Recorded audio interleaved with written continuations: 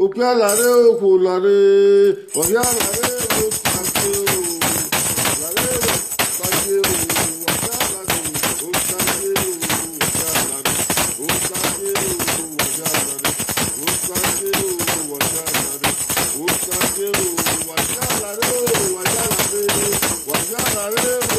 opialare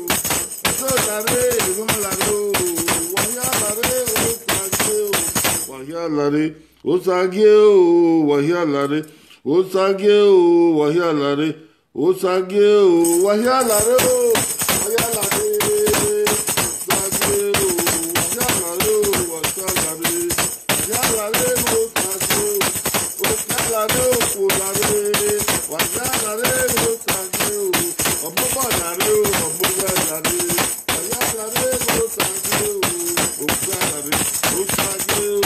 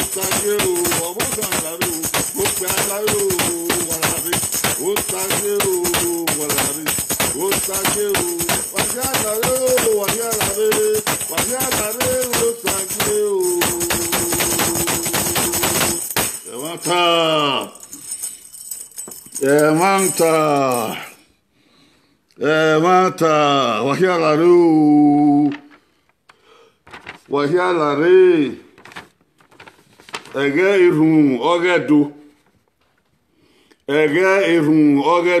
imagine, wahialaru, edohia, mantuti edohia ni rowa, edohia ni risi. Edo ni ri ye koriangon. Edo ni ro edo. Edo ni re oka. Edo ni re esako. Edo ni re san. Edo ni ru obo. Edo ni re isoko. Edo ni re ebo abehia. Edo ni re ebo re China. Edo ni rabwe boge Germany. Edo ni rabwe boge Canada. Edo ni rabwe boge America. Edo ni rabwe boge London.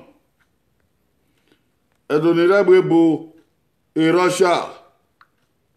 Edo ni rabwe boge China. Edo ni rabwe boge Austria. Adonira webo Spain. Adonira webo Italy. Wahiala ro usawe dan la re na doga na do nerun. Do la we gbagbira o. Wa we se egerun ogedo ai mare na. Ege rungoge do ai mare na wahia bokia e won ya fe mari bali e fiego boge wa bokia wa ni rodo wa e fiego boge wa bokia ege oye mare na ye na ko rien rima ave popo wa filo di wa file so na gbo ya dege ma dege ma no we ge akwe ma no ge ya kwe ya bi adege popodi ya ge evi na ma u na orient ya wa ya bokin o iho ni rie ma wa unyegbe ni ma ke gun arena unyegbe ni ma ke gun arena na kin ma ya fe no ige even matana o unyegbe ni ma ke gun arena unyegbe ni Edo Shepherds Forum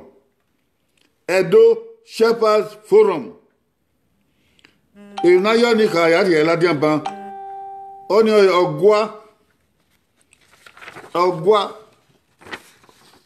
ogwa ori suoma oredo ogwa ore isuoma oredo Edo Shepherds Forum bere Edo Shepherds Forum manabo oyo osuoma ogwa ni makegun arena oyo ogwa ori suoma oredo ogwa ori suoma oredo Edo Shepherds Forum bere ohun o tagun hia no Edo Shepherds Forum bena lala o wunyegbe ni ante computer internet bena lala o no ya gevi na gbon yeba ula o gevi no agbon yo edoshepherds.com edoshepherds.com e wa gbon ye internet wa gbon ye computer we igbon ni yo be rio o ya mu ogwa na kana ogwa isuoma oredo o mu la dian wana oye mose ewi na gbe ye ba oye ewi mane do una era ya so we ke don die Edo Shepherds Forum tu gbon we na edoshepherds.com Ebani doge in magbe in makara u ege na be una ke na ugbera ya va wa gbara we se ba u mi e na te YouTube owo pota you subscribe you go to YouTube there in the Edo Shepherds Forum go to YouTube there and subscribe it is free subscribe it is free you don't have to pay for it.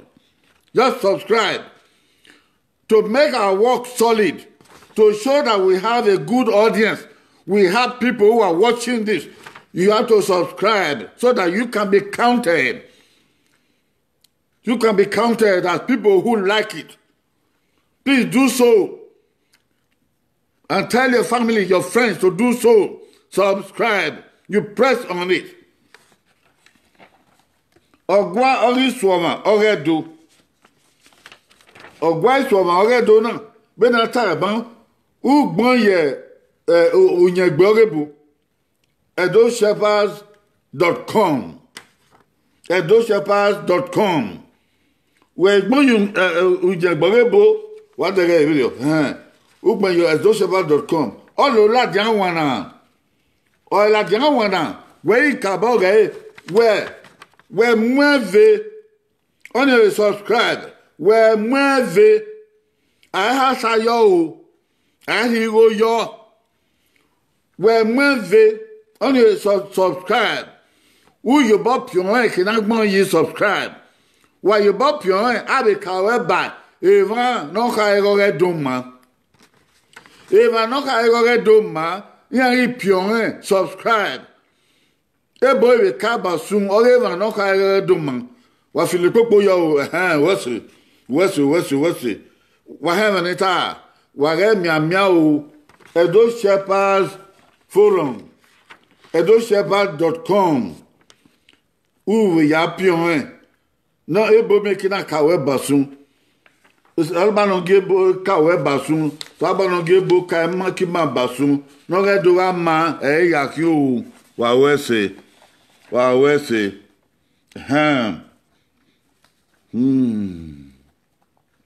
Mario na iwe mi oge na we na wa ye dogmen na no oni wa so hu mi ma ha ga o e bi na gbedo he iwe mi oge na udare we mi na re Ezekiel we e na nyagba o vien e ha nyagie udare Ezekiel we na nyagba vien e ha nyagie kebe ebe sam we e ra bi yen o vien ha ebe sam we e ra bi yen o vien ha bege waso iwe mi oge na ni fi o Psalm 34:26.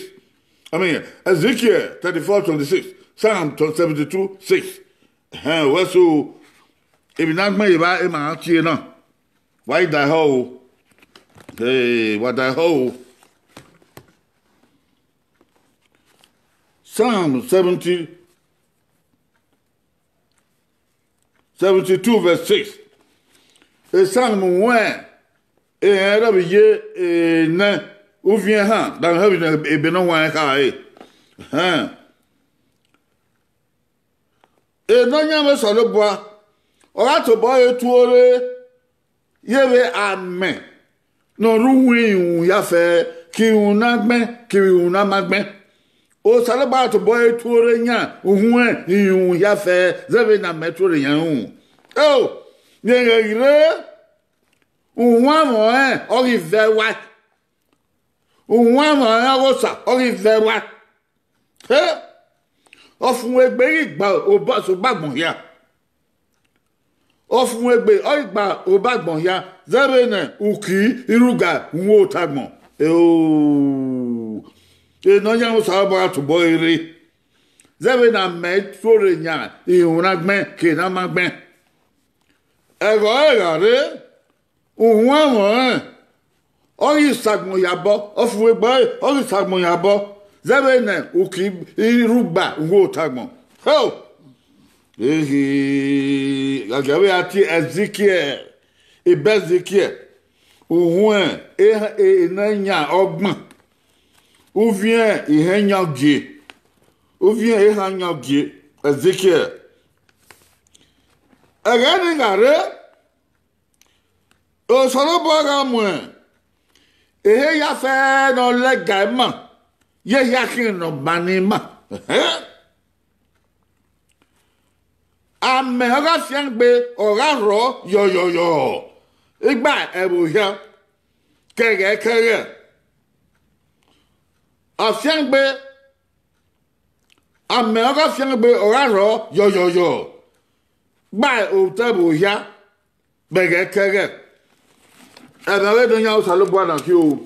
Emewe do nya usalubu na ki o. Usalubu na fi angbe won na ni ma eri Jesu Christi isa.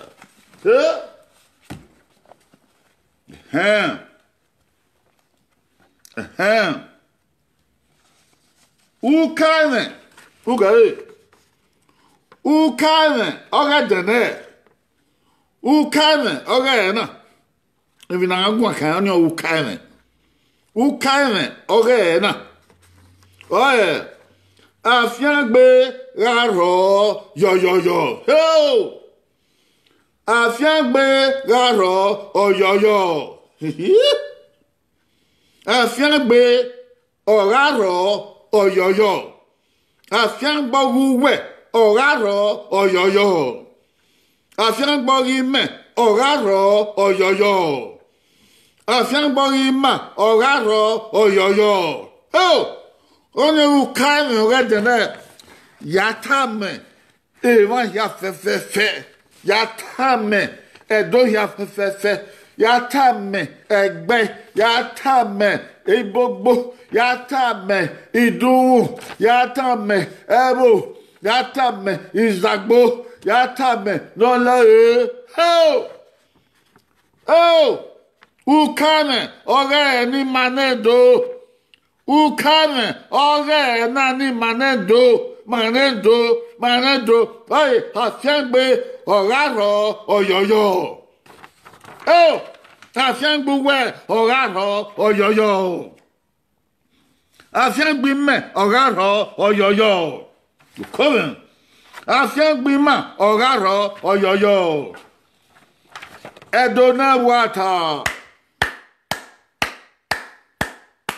Edona water Edona buwa Edona buizomo o saloba yima gbe o yima lugan gbe o saloba yima gbe o efian gbe ma gbe Eva pataki ibi oge no saloba ge karimire iani ho edo mana o edo mana we afiangba yi mana edo obo saloba kede mama se na bata wadoge obelunum Oge orientia bupe. Oge na ma Oge na ma dage. Afiangbe ogosa. Ogi manedo ovewai. O salobo agbona. Egeno na riebie Israel. Ne okuo ologo na kwia hi oto yan re. Yana ya yin wo be he. Omaye pe saloba na huruyan be eveni agavie ona weni awere gbe gade ekeniyan ma ni oriyan no aisete mu yan mi yan eyin mi yen ke ma re ona gele fiyan gade ibie Israel yana de otori na ite Palestine saloba na wona ga eniya ona ga eniya dadegbe egbe wi vaga no Runde Joseph no ya die Egypt ya rifi ya ina mo meva Ephraim ke Manasseh ana ya ri eba owo no de ke na do iwe aberio o toni un saloba muni ana gai ni ya dada gbe na roge dada gbe na mo dada gbe na kokon Dada gbenaga emi afiangbe dada gbenaga tomu eri manedo beno salobwa ya yima eyo ke yima re wa haga da ho egwa ga ho eni ke ga ho ejon we ga ho edone wata edone ware edone buzomo edone buwa vana we Eva pataki ibie ogie salobo age kaimire makin Beno ya mama ami oga bo be he no ya mama be dio bogbera be Israel wa go doni makede ino salobo ya mama fian gbogo ma eve mata na me gbo ebi obe makin o Unyi nga gbona awa ma yebe no wona be ni ma anye ma de Unyi nga gbona awa ma yebe no wona be ni ma lele ni ma sa gbona ne ma ga lele rio fun egbe na le lo ma ga lele be ni ka eri afian gbe na so wa ken ma ga lele be ni ka eri atomu ala ona gba ehia Ugbenso oyebe ni manedo degbode beno saloba ya ma mi ma degbode beno saloba ya beno gwalo ni ma oyebe ni ma degbode ama ese no hunda ma yo saloba hunda ma yo saloba so pa eke ni ma digaye o saloba ye yi ma oye de yi ma oye herun wa oye mo me ma o eke Nigeria ye osaloba ye o ri yo body ma oye ko dukun de ma oye me rion be no kan ma de do eke Nigeria ye osaloba ye rupa e don si edama ni ma la yen bebire ni ma la rupa ma gbon na saloba oyon re me bo saloba ma yo re osaloba blagi bia mi aru wi bawo when I cut time ibie isu egi so ebu dan rien yan is ekpokunya yan is diakon yan is yan fion vient osaloba na ho ke mi ga de ona shogo tore ebi ke we no come and ibi osaloba o shogo tore Osogyo tore dege ni a popo ma saloba I kanu ya yan we ge ola gama oga ile gama upopa gbon ile gama o saloba I kan mi yan we ge de ya bi Israel fan hotel Egypt ni ma we ya su won manedo gbon upopa gbon ale gama Bebe o no we gbera o ye mero saloba nu bugere edioga no begeni saloba na gede heruya o ize ba ge mi ge o bi ya ti e bi ya so bebi e bi ya o idabaru bi jo saloba ni tutu saloba na heruya ona kamia e ni taban o da mwere bible ona gbon ye bible Ona wuyan ge mohan ona wuyan ge mohan nyane no saloba nyane ge o e mota nyane no saloba nyane be zikie ohun ena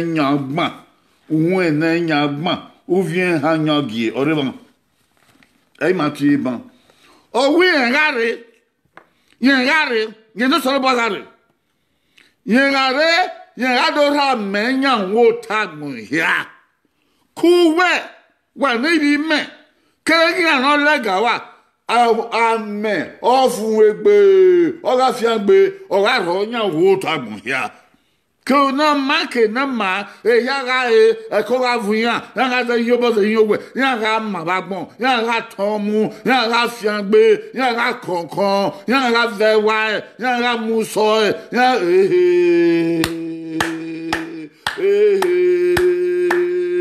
Kuwa kabono legalwa eya yami afian gbe there shall be showers of blessing ame ora afian gbe ora tore yan wa waregi mabo deko waregi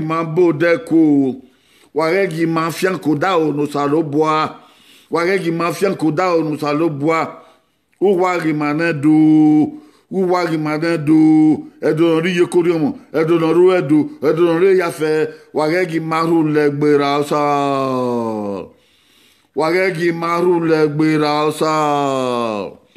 wagegi ma fianko dao no sa wagegi ma gbo salobo yese wagegi ma we no wana ma osa ibio salobo makin edone wata edone ware edone buzomo edone buwa wage wayere wibio saloba maki o saloba wa yima we na yowan o wa yima kakabo o yevi ya wima enwa eti ileketi iwegbe iwobo akugbe usiero Odi oba ni ma, odi enigi ni ma, odi odionwe ni ma. Oko!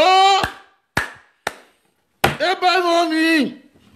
Igwe regbe time wa.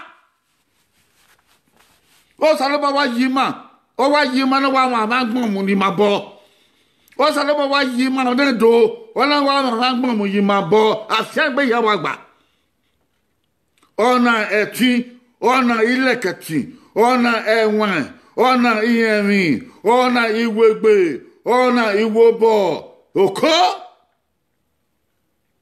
Say ya, ona viebo yo no regba ogi ma no gyo de mama. Ona di oba, ona di eni manado, oba no di eni manado, eri yome. Ni ka ya buyo, eye bo yi manado. Eye bo yi manado. Irie Israel and the Jews. O salo bo di oba niyan. Obo ka onoga do na tie so. Shaul. Obo ka do salo bo di eni bi izona ga so. Ebunya ati Shaul. Oba ni yegbe yi so ba di oba be ni ana ati David. Oni bi pe na di oba be ni ana ati Solomon. Eri o sare ba be di oba ni Manedo. Manedo pa bu tagbon ya fe. O mi ekene imakere ta na tase iso sọ̀rọ̀ bana di oge di mana te ogiso kodo ade kedo sọ̀rọ̀ boya bu agbon e ma kera mo ba no gba o rebo le ba se bana vie ni gie ba e le gae le ba se bana vie odion we yebo ami o tedo no odion we ye ana hi o ya so to obo wa mi opako oni odion we opako eri ono tedo ya fefefe be no salo boya yi ma enikin ma se tin bi egbe yen o da o sare ma se tin bi egbe yen o da o sare o wa ye me wi manibu ma ona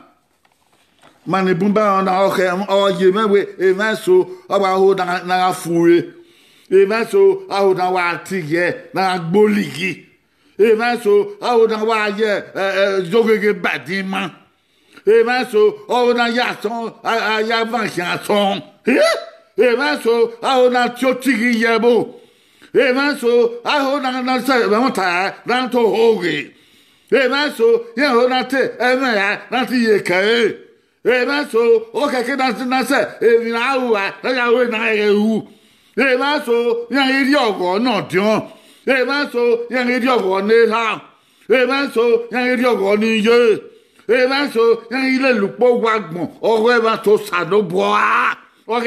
sadoboa Manedo ma ye be rio abanji ba be rio abanji ba na ho oyo mi Manedo e ma so ba daga ewe e ma pataki ge eyi makin ege ma pataki eyi makin uka no re de ma gwa kana o afiangbe ogaro oyoyo afiangbe garo oyoyo na fu era edo na fu era tu da salbo da dia fiangbere o sagun yabo o come be na tie be na won edeme na o ka mu man we afiangbere ni eboya o come afiangbosa oro ni man kebegian afiangbosa oro ni man kebegian o come oro ni man kebegian ba yonika o salobo ari afiangbe ni man egian no lega ma o si abo o hey yo salobo ayawe ni are bai tu da me heaven now o salobo are gbewo oni oyin o sa eri o sa yakin o ra di afiangbe ni ma afiangbe ni o ibun sebere owe o be seyin abo we don't see baba we seyin abo amera roki sore ori roye ugbe ma o eri abera yugbe yin o amega rosi sore ori ro yugbe ma o eri abera yugbe yin o o fenanyu ki sore ori yin yugbe ma eri obe yin oyu gbe yan o salo bra breku o salo bra yan oh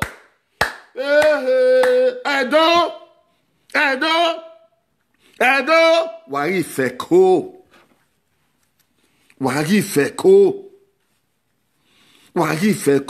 gbewa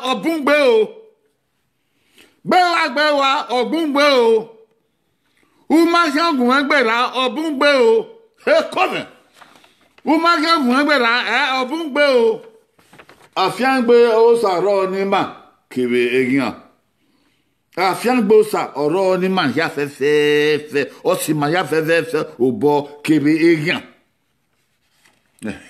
agbe o igbesi ma ke ma ye o be gbesi ke ne egian ye eri o sa ya wina uma megbe no ya wina be no sa ya wina agmo no sa yi egu egbe o ibo de gbe ta uma na megbe no ya yi be no sa gwale yi agmo ni yi efu egbe ho ko we ko ge yan no we na gbe wa agmo na kin Asangbosa oro ni ma kebegian. Oro ni ma kebegian. Nu wa ga de no sa bo ya bo agbona. O ma breku, o ma megian. O ma de ba pa gbo pa. O ri ma ya fe agbona kin. Le ba se ba, e bi ne bezik ya kare. E bi ne besan mu kare de na. Ebi ne bezik ya kare, ebi ne besan mu kare de na. Ega mu la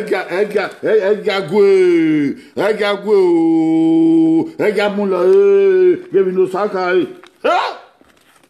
Gebi no sakare.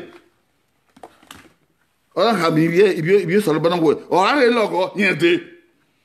So lo ba ngo ora re logo yente. Nyanga ire. Ge dota. Afian gbe osa. Odeni ma kebegian o cover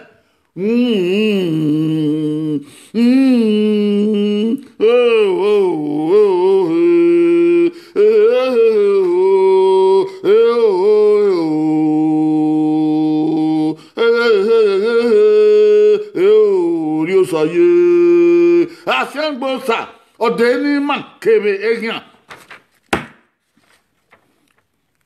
Omani nuwe kekwe Omani nuwe na gbala ogun gwale miame Omani nuwe ma ewu nu de wagbona Omani nu zo owe Omani nuwe na gbe wa gege Omani nuwe no lagmo wiwa no leyimi wiwa Omani nuwe no togbo yo no wa de yo Omani nuwe no pe fun Omani nuwe no lwe Omani nuwe no titi kwa Omani nuwe na ga ihenie Omani nuwe na ga izeke Omani nuwe na ga igwalagbona Omani nuwe na ga igegwa Omani nuwe na ga ona mie Omani nuwe na ga lakona Omani nuwe na lo iwe gbera Omani nuwe na esa mena Omani nuwe no vere nyuna Omani nuwe na mere rona O salobo ewiyande o Afiagbe odeni mahia kebe egian Odeni mahia kebe egian Edo Itaman egbo pa man O kiri madidon egbo pa man edo Le kaya sudu Yaso te, esan, yaso ti sekiri, yaso to wobo, yaso ti soko, yaso te okpe, yaso te onwan, yaso te afema, yaso te ora, yaso te akoko edo, yaso te bododeke, esan, okpa edokin. Beno salobo afiangbo edonom ro edo di afiangbe yen yade so ni ena. Agari popegbe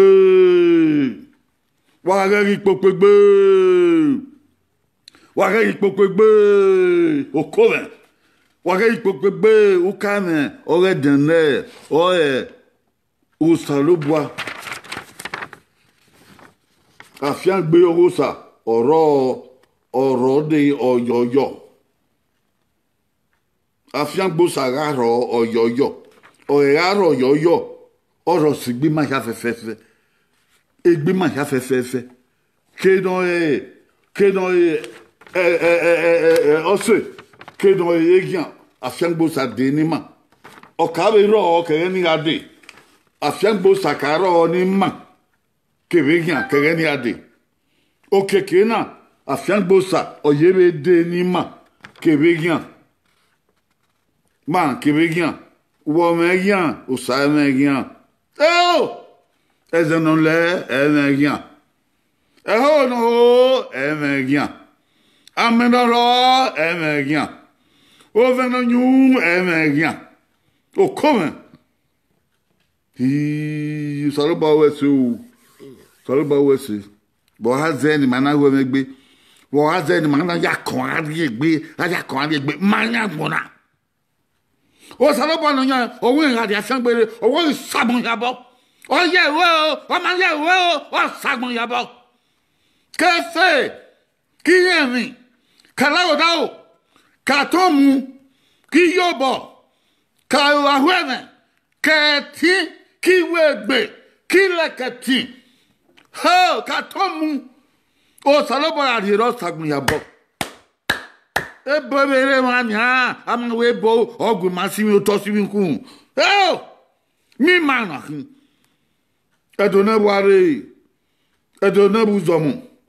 Adonabu wa. Opa mahin. Afiang bo sanore ori mahiano. Afiang bo sanode ori mahiano.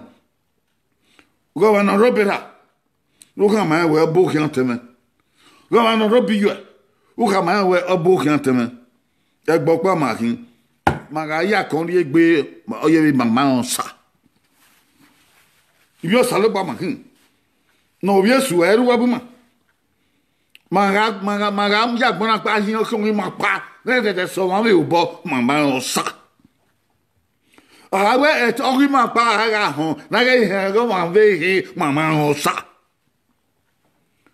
Abo ma pa ga de na ge de go ma we mama osa. O sa ba mu na be dio.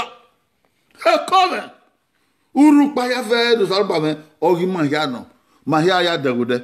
Amenoro kisore mahia yo ro wigbe mahia o veno kisore o anyi nya ugbe mahia ukino balaso o ajiyan ohun tagmo ya fe ari obe iride o ga pitan repae ara tan fia lawo samu agbon ra fun ni emi wuwe no nya won zebe na mego olokun Aria beimire wa pitan repae aga tan fia la ogo samu agbon ra fun ni emi wuwe no nya zebe na mego olokun afiangba o saloba ogo mayaro ogi anerun oh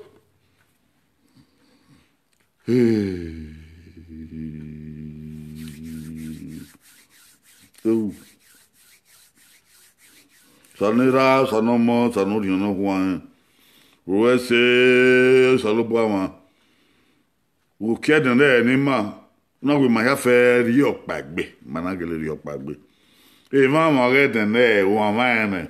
E bagai eu dentro o amane. E bagai da dentro o amane. O kemi dame o gimane managbon opologbe o. Oh! Oh! Evidame o gimane managbon opologbe. Ma me ba e ma wi ma pa yin na e fian wa we. Oh na yo ma wi ma pa wa no no we sikodo na je yo ye ge yo wo. Oh! O ton we yi le kaya sudo. Mahoda ya so mi mapa o gbe mapa no awe ge dede ya be bo ye o salobwa shogyo turu la hori yo bonado shogyo turu yo bonado shogyo turu yo bonado shogyo turu yo bonado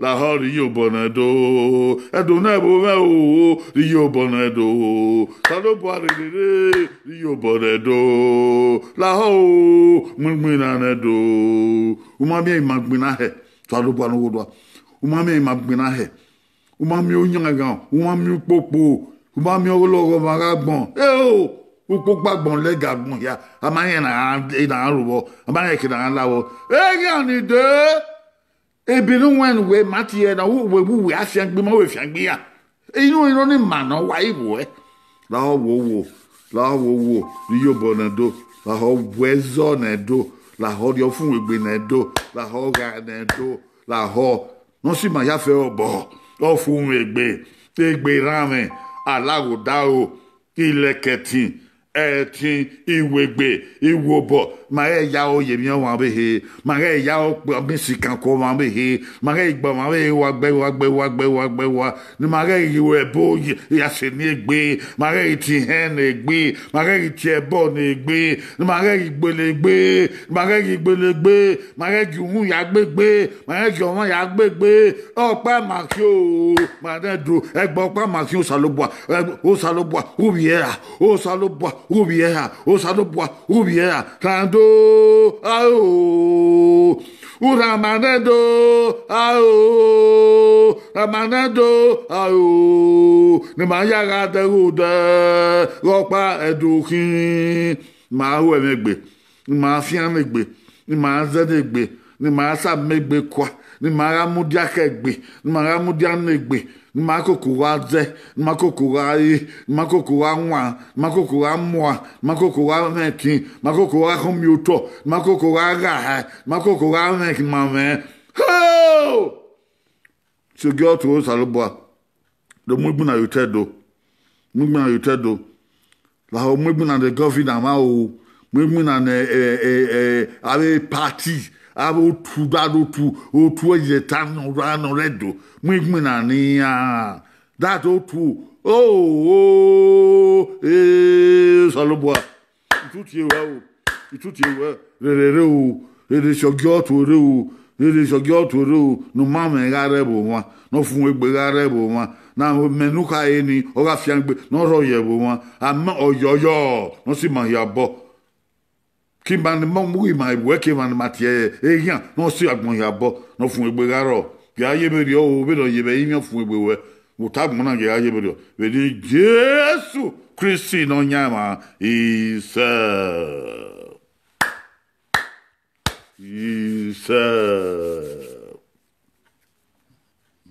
wa ya we sa o do ore do dawe ore do kakabota ore do dawe ebu we gebe ye tema we ma ya we ma ebu wa ma beri o we na pa he no ade edian me wa iwa munu hu wa egun we na toy egun we na toy we you we dian egun we na toy kwa ya bokian o kwa ya fe no re iye saga wesu kwa ka bobu se yo wesu iye no kwa wesu Lily Edward obokian o Sani Ibrahim obokian o uyo we Mercy Peter ubo eva wa ya very na Promise Zeko Wilfred Ugagbe ko yo obokian Constance Osayawe ego sa bose iye usaga dege afia Emmanuel afia ebi edo ni lawagbon eyin akin o mami on do yard oba medo Lucas koyo Godwin Oshobugie koyo Wilfred Ugagbe dege Edith Akidime wese obokian Ugagbe obokian Henro obokian Mebel saga amomo obokian Edema obokian Solomon Demundia obokian omo odion sasu obokian dagewe wa ya fe wa Philip Yeso na dage agama obi ayoba han obokian obi ramen ezo obokian emenata wa ya ta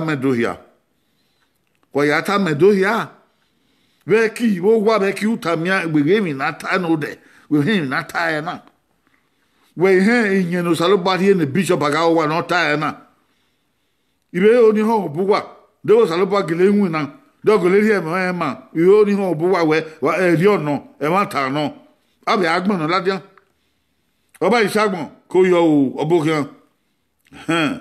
Mo sha fe obokian itu wa ya o. Kina so ni kina ma so ni wa sha obokian dagu wa ya o ma wa be bun we na. Ido be no di ma ha be abun ya kwe. Etu saloboa. Etu saloboa ya kwe. Wa we se wa filu popo ni na dege. Wa ya no re keke. Ya do adege we ope na me na ke yebosin. Idio no. Wa file o. Even the matter see get me amia o. Ogwad makegunware na on Edo Shepherds Forum. We aho nu ya ge ula internet. A computer owa. Ogun yo edoshepherd.com. All la dian oye wana. Ula YouTube. Uho pota no riba. Ula owe ilawe udo dege eke maya fe ibi Nigeria kebebo eke na maya fe na gwa. Wa mi ogobia aga wa ba ni. U pion ono subscribe. Wa.